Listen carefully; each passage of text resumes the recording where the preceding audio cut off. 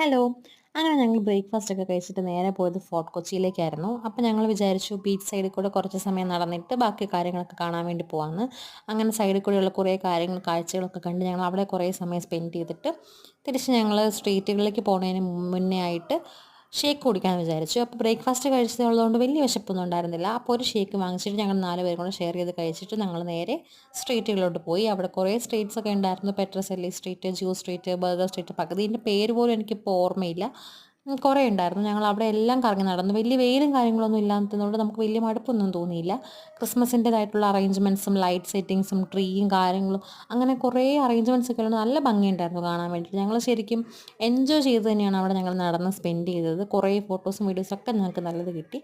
അത് കഴിഞ്ഞ് ഞങ്ങൾ എല്ലാ ഷോപ്പിലും ഞങ്ങൾ കയറി വിസിറ്റൊക്കെ ചെയ്തു കേട്ടോ. അത് കഴിഞ്ഞ് ഞങ്ങൾ അവിടെ നിന്ന് നേരെ പോയത് മട്ടാഞ്ചേരി പാലസിലും വാട്ടർ മെട്രോയിലൊക്കെ ആയിരുന്നു. അന്ന് കുറേ കാര്യങ്ങൾ ഞങ്ങൾ ചെയ്തിട്ടുണ്ടായിരുന്നു. വീഡിയോസൊക്കെ പുറകെ വരുന്നതാണേ.